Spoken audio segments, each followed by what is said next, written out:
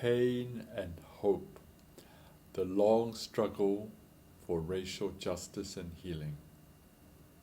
My friends, may we begin with silence to honor those who died in the Greenwood massacre and all those who suffered and died because of racism.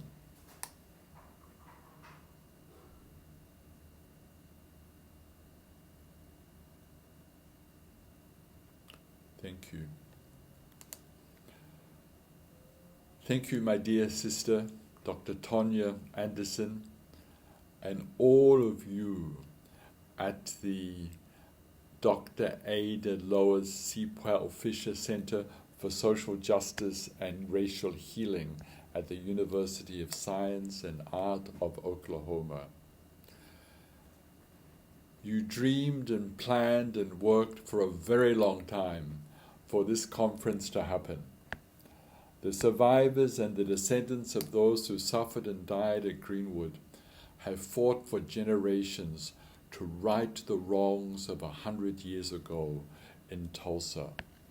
The testimony of Viola Fletcher has reverberated across the world, and I quote, "I'm a survivor of the Tulsa Race Massacre," Viola Fletcher, aged 107, told members of a House Judiciary Subcommittee Wednesday, May 19th, and she went on, "2 weeks ago, I celebrated my 107th birthday. Today, I'm visiting Washington, D.C. for the first time in my life. I'm here seeking justice and asking my country to acknowledge what happened in Tulsa in 1921. Viola Fletcher went on, "I have lived through the massacre every day. Our country may forget this history, but I cannot, I will not, and other survivors do not, and our descendants do not." The House Judiciary Subcommittee gave Viola Fletcher a standing ovation. Perhaps a more appropriate response would have been to rise to their feet and bow their heads in shame. It is a stain and an indictment on the city and the state and the nation and the citizenry that so little was done to address the many wounds brought about by the killings and destruction of 100 years ago. The time has come to heal the wounds of history. We need to heal the dead. We need to heal ourselves. What we do today will impact the next 7 generations. Anniversaries are important. We know that in our personal lives. Often the first anniversary of the death of a loved one is especially painful when the person died violently and when there has been no justice.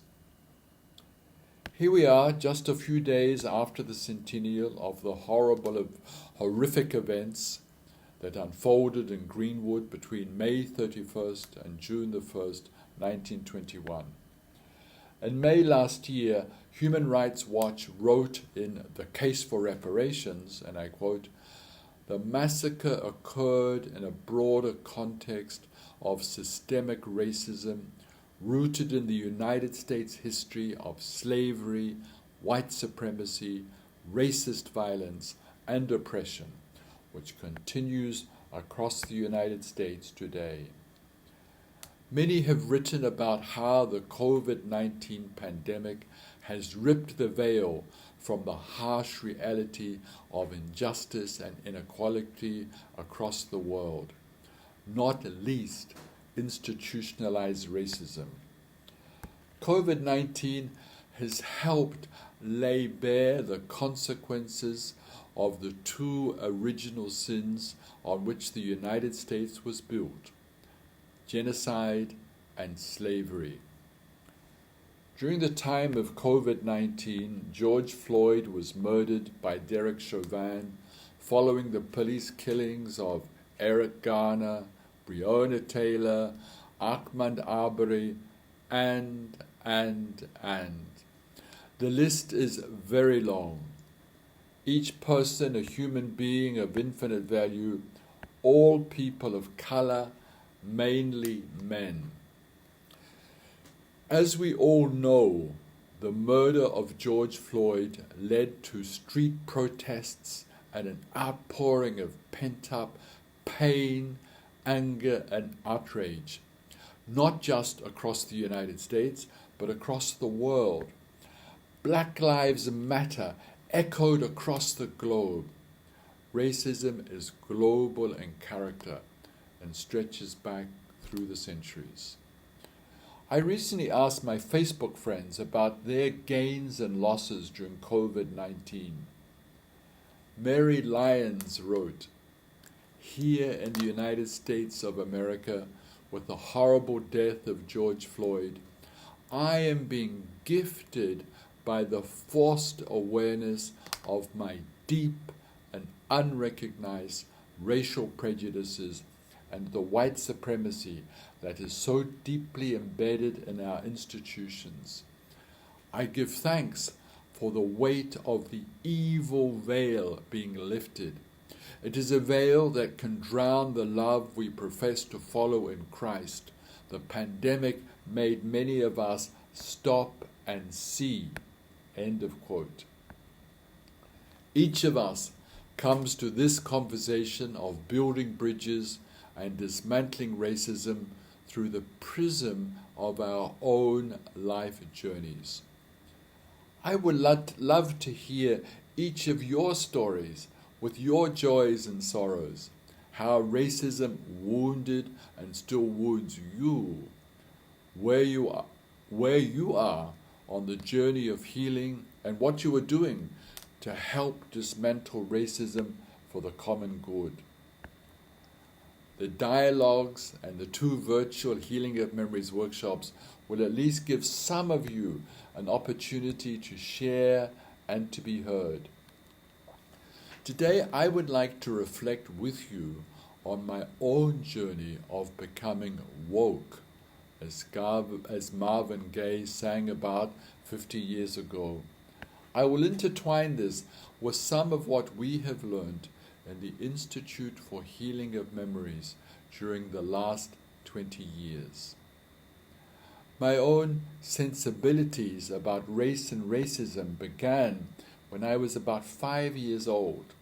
I was born in Aotearoa, New Zealand. I was quarrelling with a Maori boy, the indigenous people of New Zealand. He said, "You are doing this to me because I'm Maori." He was conscious that his identity could lead to how he was treated. During my training to become a priest in Australia, I became an active member of a committee against racism. From childhood, in the family and in the church, I learned to see all of us as God's children. Of course, that doesn't mean that I wasn't infected by racism and a beneficiary of white privilege. I trained to be a priest with people of different racial backgrounds. At the same time, racist language about indigenous people was commonplace and was never called out. The Anglican religious order to which I belong, the Society of the Sacred Mission, transferred me to South Africa in 1973, where we had been working since 1902. Before traveling to South Africa, I knew a lot about it. I had plenty of head knowledge, but nothing prepared me for the experience of living in South Africa. I often say that the day I arrived in South Africa, I stopped being a human being and became a white man. Suddenly, every single aspect of my life was decided by the color of my skin. The university where I studied, the suburb I lived in, the bathroom I could use, the elevator I could enter, even the part of the ocean where I could swim. For me, whiteness became like leprosy. In my naivety, I had thought that when I arrived in South Africa, I would find three groups of people, the oppressed and the oppressor, and a third group called the human race, to which I would belong. The rude awakening was that because I was white, I would belong to the oppressor group. Even if I chose to be against apartheid, I was still its beneficiary. Also, I could choose never to use a gun, but the police would still shoot to kill to protect me and my white skin. Despite being an Episcopalian, I realized that there was no fence to sit on. As the well-known quote from Archbishop Desmond Tutu goes, "If you are neutral in situations of injustice, you have chosen the side of the oppressor." If an elephant has its foot on the tail of a mouse and you say that you are neutral, the mouse will not appreciate your neutrality. I was not neutral. I was a student on a white university campus and also became a chaplain to that campus. And I was also a chaplain to two black university campuses. Ministering to young people of all races brought some insights. It was true that all black people suffered under apartheid and were oppressed. All white people had power, privilege, and wealth because of constitutionalized racism. Oppression takes no prisoners. The oppression also dehumanizes the oppressor. I remember a survey of white people in South Africa in the mid-70s that showed their dominant feelings were guilt, fear, and anxiety. That is not how you spell liberation. I realized that liberation had to be for everybody or it would be for nobody. People often compare the civil rights movement in the United States to the struggle against apartheid. The key difference was, as I understand it, that African Americans and their allies were fighting for equality under the Constitution. In South Africa, the problem was the Constitution, which is precisely what excluded the majority from political power and denied fundamental human rights to all black people. That is why ours was a national liberation struggle against colonialism of a special type. And military training was compulsory for every white male in South Africa. To refuse meant a 6-year prison sentence. White people would say that I have to go to the army, never that I have decided to go to the army. The moral question was removed. There were hundreds of laws which only applied to black people. Apartheid took away the dignity of black people. I've often felt that the deepest wound of apartheid was spiritual, when people came to believe that they were inferior. Much of what has happened at Greenwood resonates with the South African struggle against racism. The turning point for my generation was what happened in 1976. Black school children were shot in the streets until, over a period of a year, more than 1,000 lay dead. Many thousands were detained and tortured. Thousands fled the country, looking for better education and for military training. What shook my faith to its roots was knowing that those who shot children read the Bible every day and went to church on Sunday. How could that be? had racism so permeated their souls that they didn't see a child like their child, rather they saw something black. In the midst of this unfolding nightmare, I was elected as National Chaplain for Anglican students by black and white students. Less than 3 months later, I was expelled from South Africa and only returned 16 years later. I became a student at the National University of Lesotho, where there was only one other white student. I should explain for those who may be geographically challenged that the Mountain Kingdom of Lesotho is an independent African country completely surrounded by South Africa. We used to say that we lived in the belly of the beast.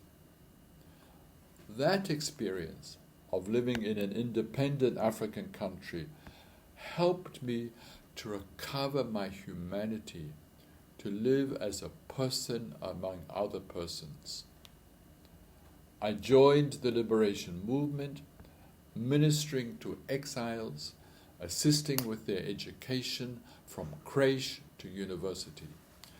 At the same time, I was engaged in the theological battle for the truth of the Christian gospel. Either it was true that we are all God's children, or the most important thing about us is the color of our skin. They cannot both be true. One has to be a lie. The way I used to put it was very simple. Apartheid was an option for death carried out in the name of the gospel of life. My reward for speaking this truth was to receive a letter bomb in April 1990 from a death squad of the apartheid state, hidden inside the pages of 2 religious magazines. I opened the envelope at my home in Zimbabwe. In the explosion, I lost both my hands and one eye. For the 14 years before the bomb went off, I had lived in Southern Africa, but traveled the world to garner support for our struggle to defeat apartheid. Consequently, when I was bombed, there were messages of prayer, love, and support from across the world. My story was acknowledged, reverenced, and recognized by people from many countries. This is not what happened to the victims and survivors of the Tulsa massacre. The authorities in Tulsa blamed the victims and sought to punish the members of the community who dared to try to defend themselves. The Tulsa City Commission issued a report 2 weeks after the massacre saying, and I quote, "Let the blame for this Negro uprising lie right where it belongs, on those armed Negroes and their followers who started this trouble and who instigated it, and any person who seeks to put half the blame on the white people are wrong." End of quote. The moral order was inverted. Bad was called good, and good was called bad. There were a few white people who were horrified and reflected a sense of common humanity. The Human Rights Watch report recounts, and initially, some Tulsa officials acknowledged the wrongdoing and promised restitution and repair. And I quote, "Tulsa can only redeem herself from the countrywide shame and humiliation by complete restitution of the destroyed black belt. Tulsa weeps at this unspeakable crime and will make good the damage down to the last penny," unquote, said Judge Loyal J. Martin, chairman of the Executive Welfare Committee, a body formed on June 2, 1921, through the Tulsa Chamber of Commerce in response to the violence and for the purpose of rehabilitating the city.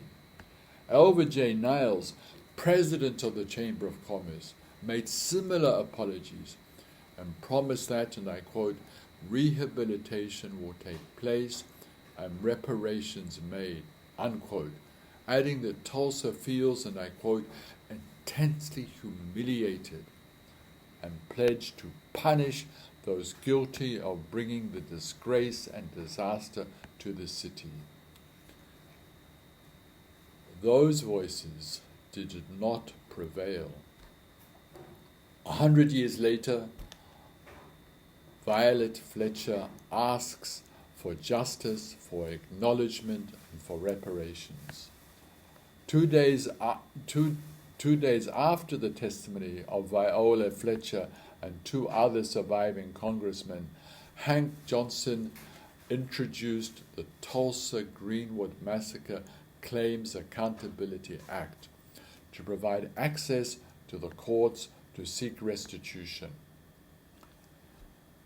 When I was reading the history surrounding the massacre, I did not understand why in 2021 people were still looking for bodies. Then I read the Oklahoma National Guard Commanding General Charles Barrett issued an order denying funerals for the deceased on the grounds that he claimed churches were already overwhelmed with helping the displaced. To this day, no one knows what happened to most of the bodies, though there is reason to believe at least some were buried in mass graves. An investigation into this possibility, after being dormant for years, was recently reopened. I have no doubt that for the descendants and the survivors, that their loved ones were denied a proper funeral has been an added trauma crossing generations. Would it not be appropriate that as well as reparations, there should be a service in the National Cathedral in Washington to honor all those killed in Greenwood, together with an apology by the President on behalf of the nation for what happened? In my case, no one was ever found responsible for my bombing and attempted assassination. However, 7 different governments invited me to come for free medical treatment. In 1992, I returned to South Africa after 16 years away. It was the period of negotiations. The racist regime was forced to the negotiating table. They had not repented. They saw the specter of power slipping from their hands and became even more murderous. Just to give one example, armed masked gunmen entered commuter trains and gunned down black workers as they sang and prayed on the way to work. I realized that for millions of South Africans, unlike me, their stories had not been acknowledged, reverenced, and recognized. No one had said to them that what happened to them was wrong. All they had was their victimhood. Yes, we were a resilient nation. The whole world had walked beside us. But centuries of slavery, of racism, oppression, and exploitation had also wounded us psychologically, emotionally, and spiritually. And we all had stories to tell. We all had stories to tell about what we had done, what had been done to us, and what we failed to do. We carried pain in us that crossed generations. In 1994, constitutionalized racism came to an end in South Africa, but that did not bring an end to our woundedness. A society built on racism had been constructed over centuries. It was built on the lie that our value derives from how much melanin we have. A new democratic government was tasked with writing a new constitution and leading in the creation of a new nation on the ashes of the old. Easier said than done on the political and economic front, especially the economic front, especially the economic. 27 years into democracy, we remain the most unequal society on earth, with black people still as the poor majority. Is this similar to what happened in the Reconstruction period in the United States? One of the questions that confronted us as a nation was, how do we deal with the past? As probably you all know, one of the things we did was to have a Truth and Reconciliation Commission following the example of Chile and Argentina. I gave evidence to the Truth and Reconciliation Commission, and along with 18,800 others, it was declared that we had suffered gross human rights violations in terms of the legislation, and we were declared to be victims. So there was acknowledgement by the nation of what had been done to us, and it was declared that what had been done to us was wrong. That acknowledgement by the nation has not yet happened for Viola Fletcher. Although our democratic state was slow and ungenerous, although not as slow as the United States, there was some reparation for victims, unlike for the community of Greenwood. Before our TRC was established, I was asked the question, what about those? I was asking the question, what about those who don't qualify to come to the Commission? The Commission only dealt with murder, attempted murder, torture, and severe maltreatment. But all 55 million of us were affected by apartheid and had a story to tell.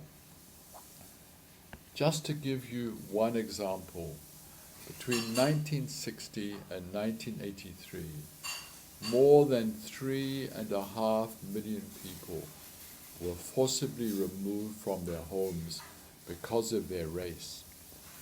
And we carried within us deep feelings because of what we had experienced. Feelings which are all normal and natural, but if we keep them inside of us, will destroy us. Some of us decided to create an experiential process, what we like to call safe and sacred spaces, to begin to deal with the psychological, emotional, and spiritual effects of the country's past upon us as individuals. We call this process a Healing of the Memories workshop. We will offer a shortened version twice during this week for those who have registered, although I know there's already a waiting list. In 1998, we launched the Institute for Healing of Memories, conceived of as a parallel process to South Africa's Truth and Reconciliation Commission. The same year, we were invited to 2 places outside South Africa. One was Rwanda, 4 years after the genocide, and the second was to New York City. The New York workshop took place at the famous Riverside Church. Many of the people who came to that workshop had been participants in the civil rights movement. They said it was the first time that they had an opportunity to speak about their pain. One of South Africa's great leaders once said, "Those who think of themselves as victims eventually become the victimizers of others." We give ourselves permission to do terrible things to others because of what has been done to us. It has been said by many that when we have been traumatized or oppressed, we either transform it or transmit it, or as the cliche goes, hurting people hurt others. Without minimizing the role of patriarchy, we should not underestimate the effect of trauma playing itself out in gender-based violence. Healing of memories is about breaking the chain that turns the victims into victimizers. When you consider the violence of genocide and slavery, together with the United States' addiction to war, should we be surprised at the scale of gun violence that characterizes the United States? Nor should we be surprised that the damned Second Amendment seems to have become an idol. As we know, the killing by police against unarmed civilians is not new. Some years ago, in the south of Los Angeles, as the Institute for Healing of Memories North America, we developed a program with a local church in partnership with the local community and the Los Angeles Police Department to listen to one another's stories. As we listened to each other's pain, new journeys to mutual respect began to flourish between the police and the community.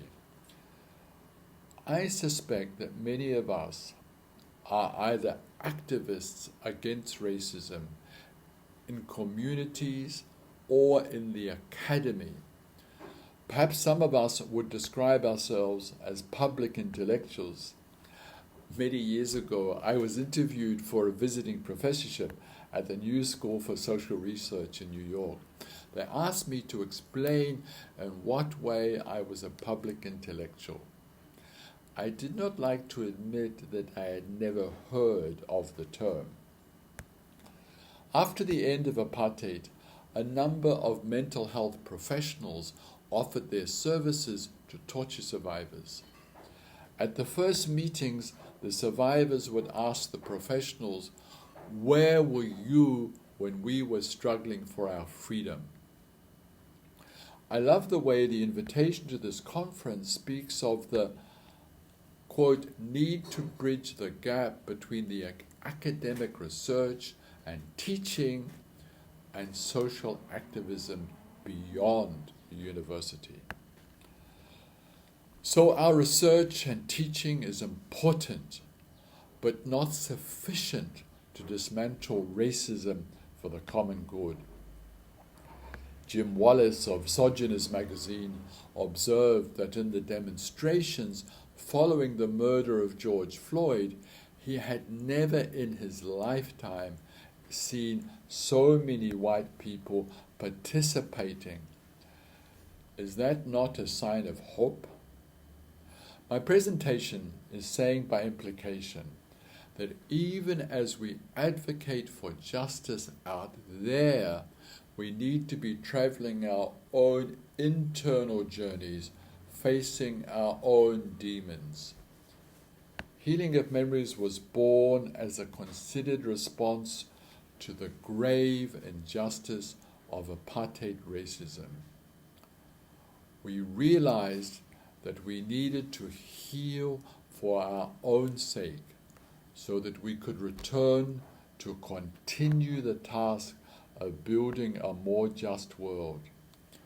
As years passed, we found tools of self-care essential if we were to avoid burnout. One of the tools was to find or create communities where we could be listened to and supported without judgment or advice. A group of our Healing of Memories facilitators in California are members of All Saints Church in Pasadena. That church has a long history of standing for social justice on a range of issues. Those issues include racial justice, gender-based violence, support for the LGBTIQA community, and opposition to unjust wars back to the days of the Vietnam War.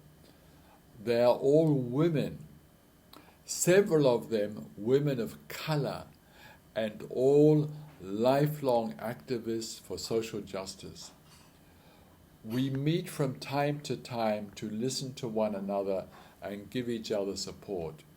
More recently, our conversations have focused on racism and the killing by police, especially of black men, COVID-19, the presidential election, and the insurrection at the Capitol building.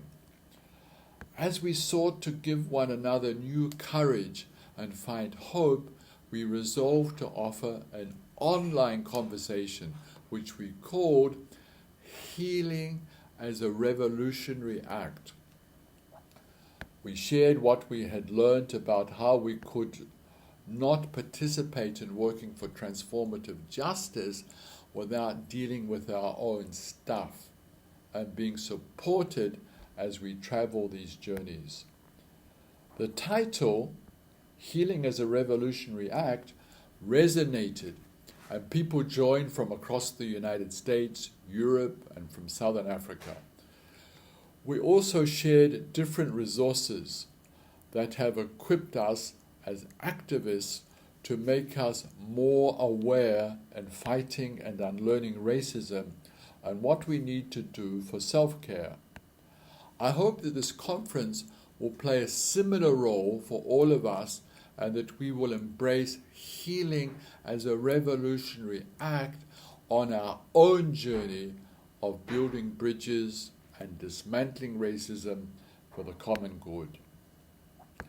It has been encouraging to witness how Black Lives Matter has embraced the other original sin of the genocide of indigenous people, which is also global in character.